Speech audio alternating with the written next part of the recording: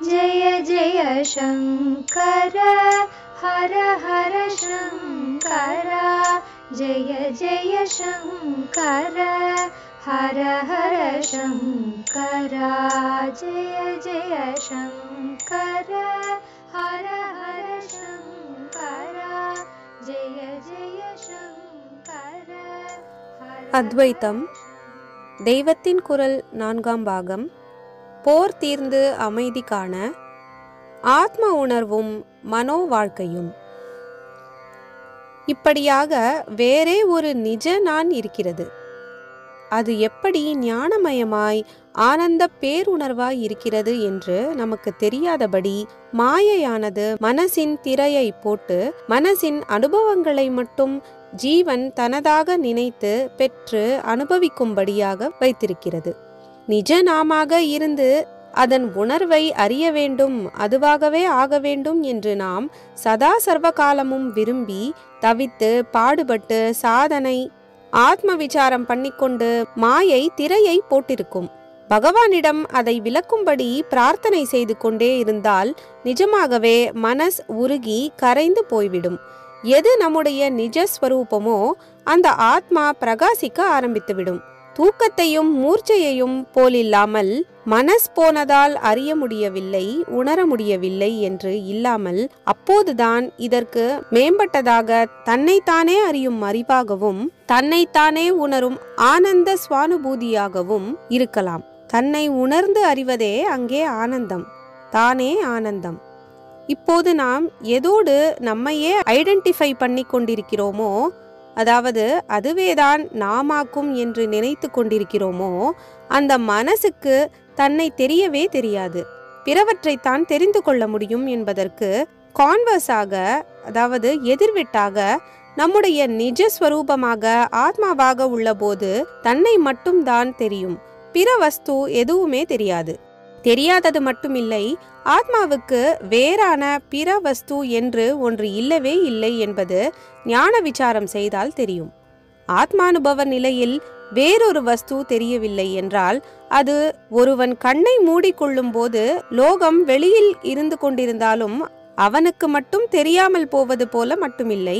சத்தியமாகவே ஆத்மாவுக்கு வேறாக எதுவும் இல்லை. அதிலிருந்தே மாயையால் ஜீவ மனஸ் அதற்கு செயற்களமாயுள்ள ஜகத் முதலியவை கற்பிக்கப்பட்டிருக்கின்றன. குறிப்பு: இவ்விஷயம் இவ்வுரையின் பிற்பிரிவுகள் சிலவற்றில் விவரிக்கப்பெறும். கற்பிக்கப்பட்டவை என்பதால் அவை அடிப்படையில் தாமே சத்தியமானவை அல்ல என்றாகிவிடுகிறது. நம்மிடமிருந்து ஒரு மாயை தோற்றம் உண்டானால் அந்த தோற்றம் நாமில்லை தானே. அதாவது நம்மையே வேற யாரோ என்று எண்ணிக்கொள்ளும்படியாக நம்மிடம் ஒரு வேஷம் கற்பிக்கப்பட்டால் அந்த வேஷம் நிஜமான நாம் அல்ல அல்லவா? ஆனாலும் நாம் இல்லாமல் அந்த வேஷம் உண்டாக முடியாது. அதை கல்பிக்க ஒரு அடிப்படை இருந்தால்தான் இதன் மேல் அதை ஏற்றி காட்ட முடியும். ஆச்சாரியால் இதை அத்தியாசம் என்று சொல்வார். சூப்பர் இம்போசிஷன் என்கிறார்கள். சப்ஸ்ட்ரேட்டம் என்கிற அடிப்படை அதிஷ்டானம். அதன் மேலே அத்தியாசமாக இன்னொன்று ஏற்றி காட்டப்படுகிறது. வேஷம் போட ஒரு ஆசாமி இல்லாவிட்டால் வேஷமே இல்லை என்கிறது போல அதிஷ்டான ஆத்மா இல்லாமல் அதன் மேல் அத்தியாசமாக ஆரோபணம் செய்யப்படுகிற, அதாவது ஏற்றுவிக்கப்படுகிற, தோற்றுவிக்கப்படுகிற மாய மனசும் மாயமான ஜகத்தும் இல்லை. ஆனால் ஆத்மா அவற்றில் இல்லவே இல்லை. வேஷத்துக்குள் நிஜ ஆசாமி கொஞ்சமாவது இருக்கிறானா? வேஷத்தை கலைத்த பின் அந்த கதாபாத்திரத்துக்கு இருந்த பேர், அதன் கதை எதுவுமே துளி கூட இவனுடையதாக இல்லாமல் போய்த்தானே விடுகின்றன. அப்போதும் இவன் பாட்டுக்கு கொஞ்சம் கூட பாதிக்கப்படாமல் தான் இருந்தபடியேதானே இருக்கிறான். வேஷத்திலேயே நிஜ ஆசாமி கொஞ்சமாவது இருந்தால் வேஷம் போன பிற்பாடு அந்த கொஞ்சம் போய் இவன் மூலியாகி இருக்க வேண்டுமே. அப்படி காணோமே. இதே மாதிரி தான் ஆத்மாவில் மாயா கல்பிதமாக, அதாவது வேஷமாக ஏற்பட்ட ஜீவ ஜகத்துக்கள் ஆத்மா இன்றி இருக்கவே முடியாது என்றாலும் ஆத்மா இவற்றிலே இல்லை. இதைத்தான் பகவான் மத்ஸ்தானி சர்வபூதானி ந ச அகம் தேஷு அவஸ்திதஹ, அதாவது சர்வபூதங்களும் என்னிடமே இருப்பு உடையன, ஆனால் நான் அவற்றில் இல்லை என்கிறார்.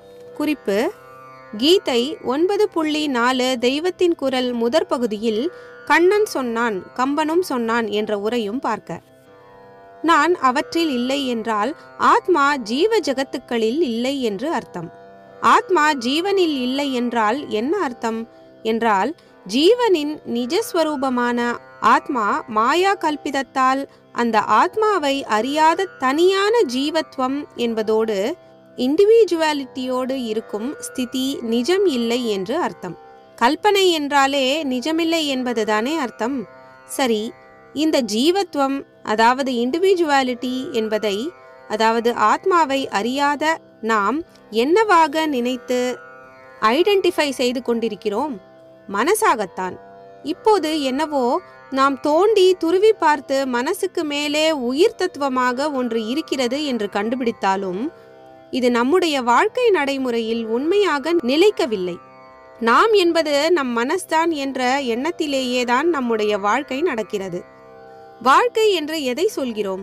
சாப்பிடுவது, கல்யாணம் பண்ணிக்கொள்வது, குழந்தை குட்டி பெறுவது, படிப்பது, சம்பாதிப்பது, ஊர் ஊராய் ஓடுவது, பாட்டு கேட்பது, சினிமா பார்ப்பது, நாவல் படிப்பது என்று இப்படி அநேக காரியங்களை பண்ணுவதைத்தான் வாழ்க்கை என்றும் ஜீவனம் என்றும் சொல்கிறோம். இந்த காரியங்களில் நம்மை செலுத்துவதாக அநேக எண்ணங்கள் இருக்கின்றன. இந்த எண்ணங்களை எல்லாம் பிறப்பிப்பது மனஸ். காரியங்களில் நம் இந்திரியங்களை ஏவுவதும் அதுதான். ஆகையால் தனி ஜீவன் என்கிறவனின் சாரமாக தோன்றுகிற ஜீவனம் என்பதே மனசை சென்டராக வைத்து நடத்தப்படுவதுதான். எண்ணத்தினாலும் காரியத்தினாலும் உருவாகிற ஜீவனம் என்பது எண்ணமும் காரியமும் இல்லாத ஆத்மாவை குறித்ததாக இருக்க முடியாதுதானே.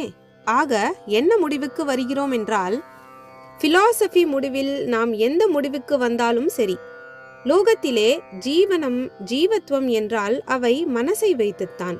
ஆகையால் நான் ஜீவ ஜகத்தில் இல்லை என்று பகவான் அடித்து சொல்கிறபடி ஆத்மா ஜீவபாவத்தில் இல்லை என்றால் அது மனசிலே இல்லை என்று அர்த்தம். ஜெய ஜெய சங்கர, ஹர ஹர சங்கர, மகா பெரியவா சரணம். ஜெய ஜெய சங்கர, ஹர ஹர சங்கர, ஜெய ஜெய சங்கர, ஹர ஹர சங்கர, ஜெய ஜெய சங்கர, ஹர ஹர சங்கர.